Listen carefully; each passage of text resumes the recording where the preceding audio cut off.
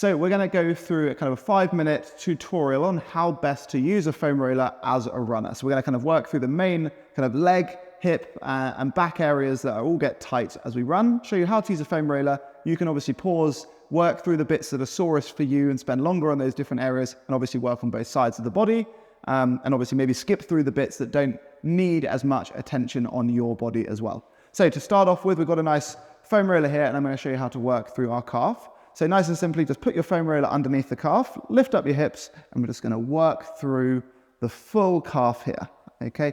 Nice and simply. And what we're looking for when we use the foam roller is to find points that are particularly sore, kind of knots in the muscle, and then we want to spend a little longer on them. Let your weight kind of load through that point, and then just do smaller movements around these points of discomfort, aiming to kind of release these tension points in the muscle. Okay, with the calf, we can start to angle the calf so that we get the outside, and also rotating the other way so we get the inside of the calf as well. Okay, then we can come onto our hamstrings. This is the back of the upper thigh. Here, again, we can roll through the hamstring.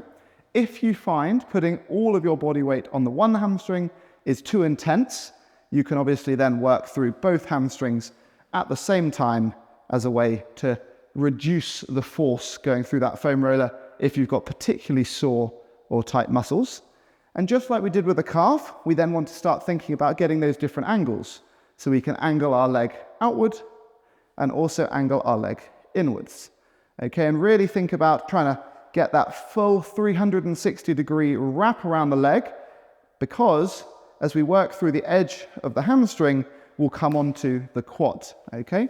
So that's the next muscle that we want to think about foam rolling.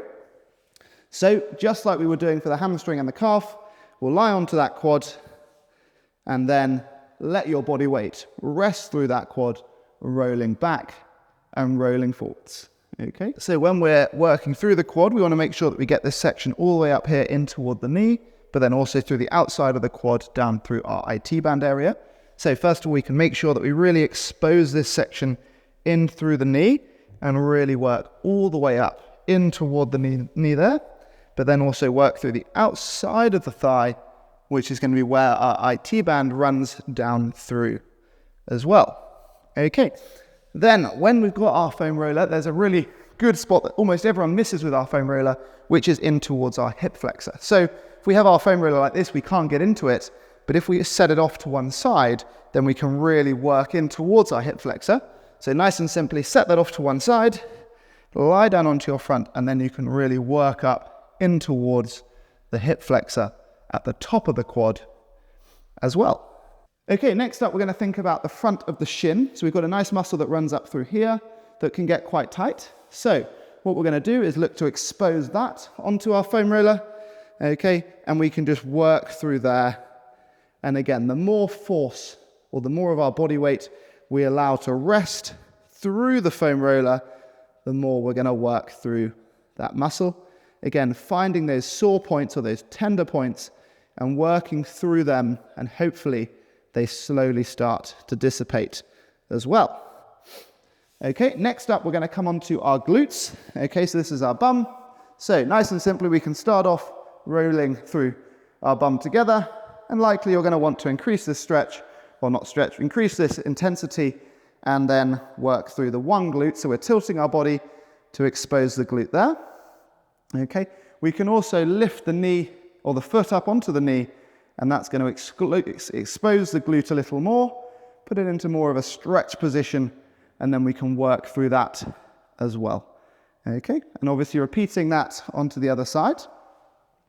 And then finally, the last thing to think about is our lower back. So we've got that foam roller under the lower back, and here, first of all, just resting over that foam roller. Okay, then we can look just to roll up and down.